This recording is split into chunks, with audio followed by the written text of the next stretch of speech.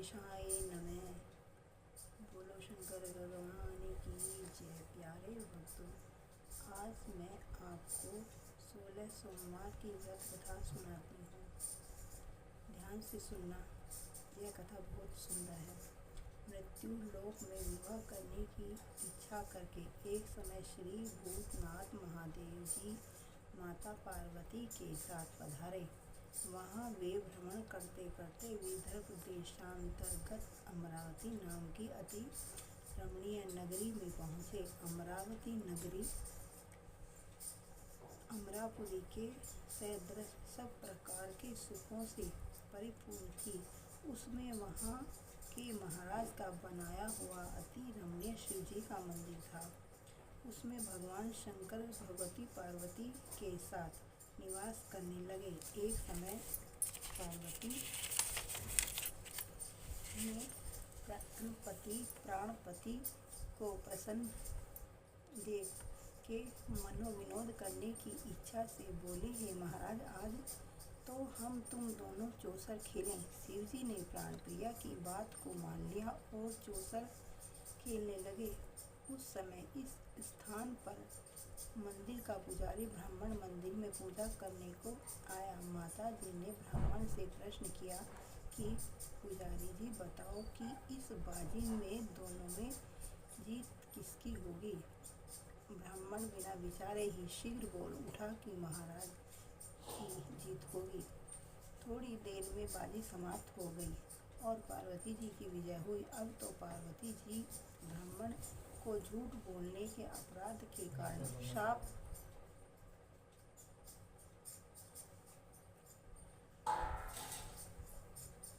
देने को उद्यत हुई। तब महाराज जी ने पार्वती जी को बहुत समझाया, परंतु उन्होंने ब्राह्मण को कोढ़ी होने का शाप दे दिया। कुछ समय बाद पार्वती जी के शाप वश पुजारी के शरीर में कोढ़ पैदा हो गया। इस प्रकार पुजारी जी अनेक प्रकार से दुखी रहने लगा। इस तरह के कष्ट भोगते हुए जब बहुत दिन हो गए तो देवलोक की अप्सराएं शिव जी की पूजा करने उसी मंदिर में पधारी और पुजारी के कष्ट को देख बड़े दयाभाव से उससे रोगी होने का कारण पूछने लगी। पुजारी ने निसंकोच सब बातें उनसे कह दी। वे अप्सराएं बोली, हे पुजारी, अब तुम अधिक दुखी मत होना। भगवान शिव जी तुम्हारे कष्ट को दूर करेंगे। तुम सब बातों में श्रेष्ठ 16 सोमवार का व्रत भक्ति भाव से करो। जब पुजारी जी अप्सराओं से हाथ जोड़कर विनम्र भाव से 16 सोमवार व्रत की विधि पूछने लगा। अप्सराएं बोली कि जिस दिन सोमवार हो उस दिन भक्ति के साथ व्रत करें। स्वच्छ वस्त्र पहने, आधा सेर गेहूं का आटा लें, उसके 3 अंगा बनावें और घी, गुड़, दीप, नैवेद्य, पुंगीफल, बेलपत्र, जनेऊ, जोड़ा, चंदन, अक्षत, पुष्पादि के द्वारा प्रदोष काल में भगवान शंकर का विधि से पूजन करें। तत्पश्चात अंगाओं में से एक शिव जी को अर्पण करें, बाकी 2 को शिव जी का प्रसाद समझकर उपस्थित जनों में बांट दें और आप भी प्रसाद पाएं। इस विधि से 16 सोमवार व्रत करें। तत्पश्चात 17वें सोमवार के दिन पाव से पवित्र गेहूं के आटे की बाटी बनावें, तदनुसार घी और गुड़ मिलाकर चूरमा बनावें और शिव जी का भोग लगाकर उपस्थित भक्तों में बांटें। पीछे आप सकुटुम्ब प्रसाद लें तो भगवान शिव जी की कृपा से उनके मनोरथ पूर्ण हो जाते हैं। ऐसा कहकर अप्सराएं स्वर्ग को चली गई। ब्राह्मण ने यथाविधि 16 सोमवार व्रत किया तथा भगवान शिव जी की कृपा से रोग मुक्त होकर आनंद से रहने लगा। कुछ दिन बाद जब फिर शिव जी और पार्वती उस मंदिर में पधारे, तब ब्राह्मण को निरोग देखकर पार्वती ने ब्राह्मण से रोग मुक्त होने का कारण पूछा तो ब्राह्मण ने 16 सोमवार व्रत कथा कह सुनाई। तब तो पार्वती जी अति प्रसन्न होकर ब्राह्मण से व्रत की विधि पूछकर व्रत करने को तैयार हुई। व्रत करने के बाद उनकी मनोकामना पूर्ण हुई तथा उनके रूठे हुए स्वामी कार्तिकेय स्वयं माता के आज्ञाकारी हुए, परंतु कार्तिकेय जी को अपने विचार परिवर्तन का रहस्य जानने की इच्छा हुई और माता से बोले, हे माता जी, आपने ऐसा कौन सा उपाय किया था जिससे मेरा मन आपकी ओर आकर्षित हुआ। तब पार्वती जी ने वही 16 सोमवार व्रत कथा उनको सुनाई। स्वामी कार्तिकेय जी बोले कि इस व्रत को मैं भी करूँगा, क्योंकि प्रिय मित्र ब्राह्मण दुखी दिल से परदेश गया है, हमें उससे मिलने की बहुत इच्छा है। कार्तिकेय जी ने भी इस व्रत को किया और उनका प्रिय मित्र मिल गया। मित्र ने इस आकस्मिक मिलन का भेद कार्तिकेय जी से पूछा तो वे बोले, हे मित्र, हमने तुम्हारे मिलने की इच्छा करके 16 सोमवार का व्रत किया था। अब तो ब्राह्मण मित्र को भी अपने विवाह की बड़ी इच्छा हुई। कार्तिकेय जी ने व्रत की विधि पूछी और यथाविधि व्रत किया। व्रत के प्रभाव से जब वह किसी कार्यवश विदेश गया तो वहाँ के राजा की लड़की का स्वयंवर था। राजा ने प्रण किया था, जिस राजकुमार के गले में सब प्रकार संगीत हथनी माला डालेगी, मैं उसी के साथ प्यारी पुत्री का विवाह कर दूंगा। शिवजी की कृपा से ब्राह्मण के स्वयंवर देखने की इच्छा से राजसभा में एक और बैठ गया। नियत समय पर हथनी आई और उसने जयमाला उस ब्राह्मण के गले में डाल दी। राजा की प्रतिज्ञा के अनुसार बड़ी धूमधाम से कन्या का विवाह उस ब्राह्मण के साथ कर दिया और ब्राह्मण को बहुत सा धन और सम्मान देकर संतुष्ट किया।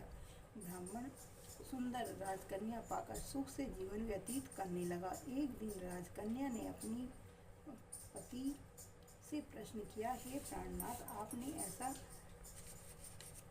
कौन सा भारी पुण्य किया जिसके प्रभाव से हथनी ने सब राजकुमारों को छोड़कर आपको वर्ण किया। ब्राह्मण बोला, हे प्राणप्रिय, मैंने अपने मित्र कार्तिकेय जी के कथा अनुसार 16 सोमवार का व्रत किया था, जिसके प्रभाव से मुझे तुम जैसी सर्व रूपवान लक्ष्मी की प्राप्ति हुई। व्रत की महिमा को सुनकर राजकन्या को बड़ा आश्चर्य हुआ और वह भी पुत्र की कामना करके व्रत करने लगी। शिवजी की दया से उसके गर्भ से एक अति सुंदर, सुशील, धर्मात्मा और विद्वान पुत्र उत्पन्न हुआ। माता पिता दोनों उस देव पुत्र को पाकर अति प्रसन्न हुए और उसका लालन पालन भली प्रकार से करने लगे। जब पुत्र समझदार हुआ तो एक दिन उसने अपनी माता से प्रश्न किया कि माँ, तूने कौन सा तप किया है जो मेरे जैसा पुत्र तेरे गर्भ से उत्पन्न हुआ। माता ने पुत्र का प्रबल मनोरथ जान के अपने किए हुए 16 सोमवार व्रत को विधि के सहित पुत्र के सम्मुख प्रकट किया। पुत्र ने ऐसे सरल व्रत को सब तरह के मनोरथ पूर्ण करने वाला सुना तो वह भी इस व्रत को राज अधिकार पाने की इच्छा से हर सोमवार को यथाविधि व्रत करने लगा। उसी समय एक देश के वृद्ध राजकुमार राजा के दूत ने आकर उसकी एक राजकन्या के लिए वर्ण किया। राजा ने अपनी पुत्री का विवाह ऐसे सर्वगुण संपन्न ब्राह्मण युवक के साथ करके बड़ा सुख प्राप्त किया। वृद्ध राजा के दिवंगत हो जाने पर यही ब्राह्मण बालक गद्दी पर बिठाया गया, क्योंकि दिवंगत भूप के कोई पुत्र नहीं था। राज का अधिकारी होकर भी वह ब्राह्मण पुत्र अपने 16 सोमवार के व्रत को करता रहा। जब 17वां सोमवार आया तो विप्र पुत्र ने अपनी प्रियतमा से सब पूजन सामग्री लेकर शिवालय में चलने के लिए कहा, परंतु प्रियतमा ने उसकी आज्ञा की परवाह नहीं की।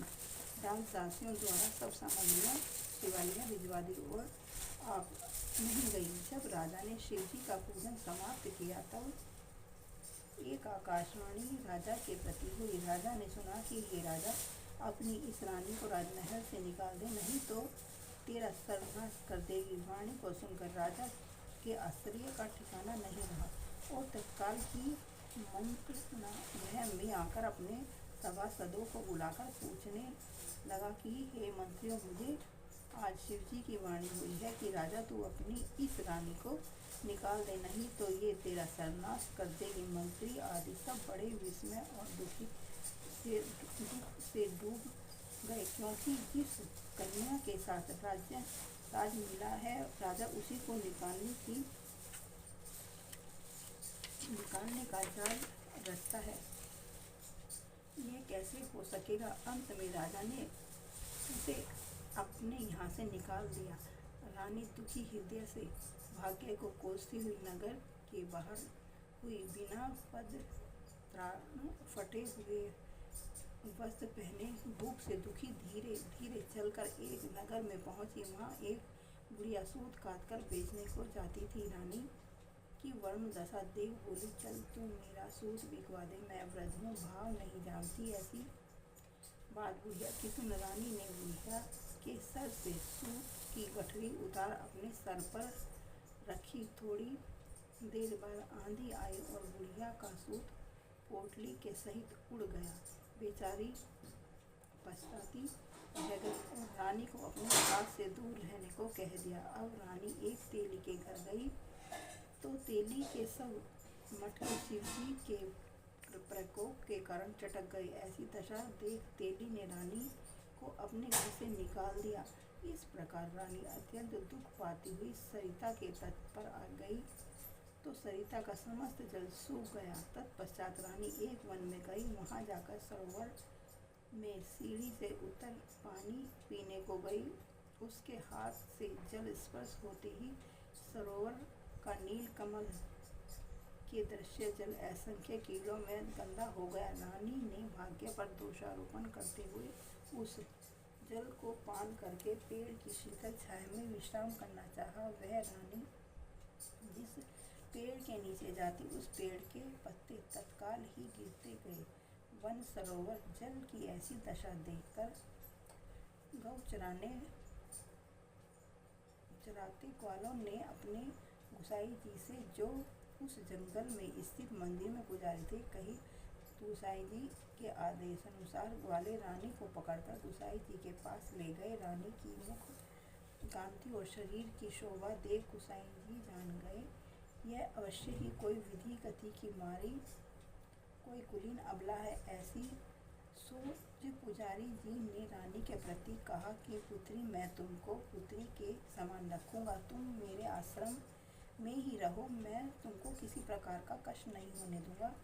गुसाई जी के ऐसे वचन सुन रानी को धीरज हुआ और आश्रम में रहने लगी। परंतु आश्रम में रानी को भोजन बनाती उसमें कीड़े पड़ जाते, जल भर के लावे उसमें कीड़े पड़ जाते। अब तो गुसाई जी भी दुखी हुए और रानी से बोले कि हे बेटी, तेरे पर कौन से देवता का कोप है जिससे तेरी ऐसी दशा है। पुजारी जी की बात सुन रानी ने शिव जी की पूजा करने न जाने की कथा सुनाई तो पुजारी ने शिव जी महाराज की अनेक प्रकार से स्तुति करते हुए रानी के प्रति बोले कि पुत्री, तुम सब मनोरथों के पूर्ण करने वाले 16 सोमवार व्रत को करो, उसके प्रभाव से अपने कष्ट से मुक्त हो सकोगी। गुसाई की बात सुनकर रानी ने 16 सोमवार व्रत को विधिवत संपन्न किया और 17वें सोमवार को पूजन के प्रभाव से राजा के हृदय में विचार उत्पन्न हुआ कि रानी को गए बहुत समय बीत गया, न जाने कहाँ कहाँ भटक रही होगी, ढूंढना चाहिए। यह सोच रानी को तलाश करने चारों दिशाओं में दूत भेजे। वे तलाश करते हुए पुजारी के आश्रम में रानी को पाकर पुजारी से रानी को मांगने लगे, परंतु पुजारी ने उनसे मना कर दिया। तो दूत चुपचाप लौटे और आकर महाराज के सम्मुख रानी का पता बतलाने लगे। रानी का पता पाकर राजा स्वयं पुजारी के आश्रम में गए और पुजारी से प्रार्थना करने लगे कि महाराज, जो देवी आपके आश्रम में रहती है वह मेरी पत्नी है। शिव जी के कोप से मैंने उसको त्याग दिया था, अब इस पर शिव का प्रकोप शांत हो गया है, इसलिए मैं इसे लिवाने आया हूँ। आप इसे मेरे साथ चलने की आज्ञा दे दीजिए। गुसाई जी ने राजा के वचन को सत्य समझकर रानी को राजा के साथ जाने की आज्ञा दे दी। गोसाई की आज्ञा पाकर रानी प्रसन्न होकर राजा के महल में आई। नगर में अनेक प्रकार के बधावे बजने लगे। नगर वासियों ने नगर के दरवाजे पर तोरण बंदरगाहों से विविध विधि से नगर सजाया। घर घर में मंगल गान होने लगे। पंडितों ने विविध वेद मंत्रों का उच्चारण करके अपनी राजरानी को आह्वान किया। ऐसी अवस्था में रानी ने पुनः अपनी राजधानी में प्रवेश किया। महाराज ने अनेक तरह से ब्राह्मणों को दानादि देकर संतुष्ट किया। याचकों को धन धान्य दिया। नगरी में स्थान स्थान पर सदाव्रत खुलवाए जहाँ भूखों को खाने को मिलता था। इस प्रकार से राजा शिवजी की कृपा का पात्र हो राजधानी में रानी के साथ अनेक तरह के सुखों को भोग करते सोमवार व्रत करने लगे। विधिवत शिव पूजन करते हुए लोक में अनेकानेक सुखों को भोगने के पश्चात शिवपुरी को पधारे। ऐसी ही जो मनुष्य मनसा वाचा कर्मणा द्वारा भक्ति सहित सोमवार का व्रत पूजन इत्यादि विधिवत करता है वह इस लोक में समस्त सुखों को भोगकर अंत में शिवपुरी को प्राप्त होता है। यह व्रत सब मनोरथों को पूर्ण करने वाला है। बोलो शिव जी महाराज की जय।